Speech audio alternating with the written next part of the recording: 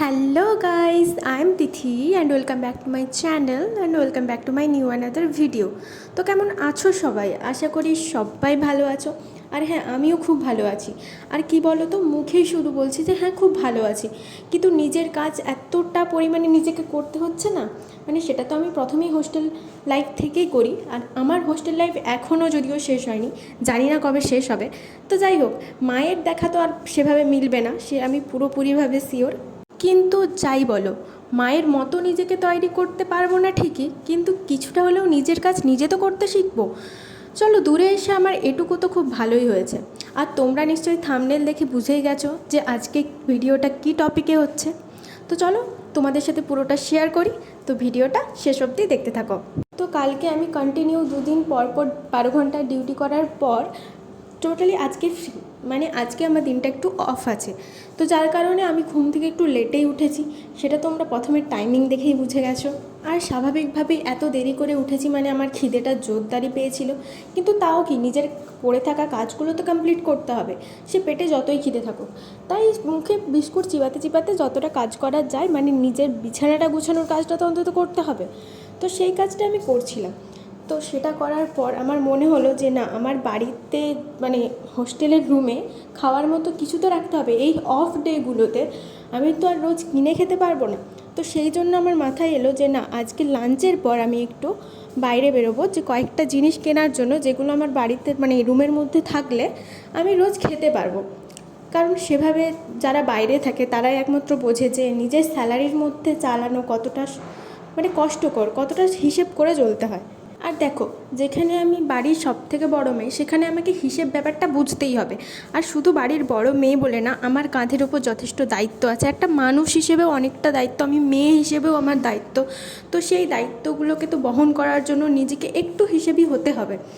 আবার সবার কথায় আছে যে মেয়েরা নাকি খুব হিসেবি হয়, তো আমি নিজেকে চেষ্টা করছি একটু একটু করে হিসেবি করে তোলার। আর যাই হোক, আমি সত্যি কথা বলতে জানো তো, এতদিন কোনো দিন মানে নিজের ওপর এতটা ডিপেন্ডেবল ছিলাম না, কিন্তু আজ থেকে আমি সত্যি বলছি, এটা রিয়েলাইজ করতে পারছি যে না, মা ছাড়া আমি থাকতে শিখে গেছি।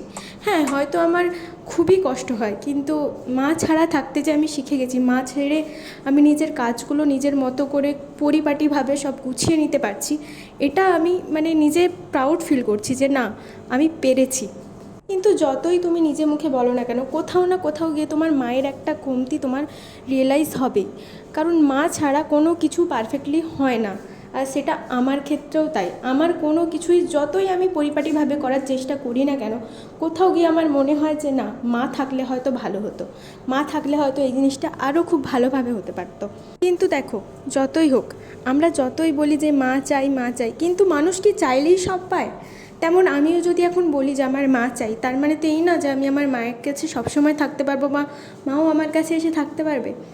তবুও কি, একটাই মনের ভেতরে একটাই কথা, যে মা থাকলে হয়তো অনেক কিছুই ভালো হতে পারতো।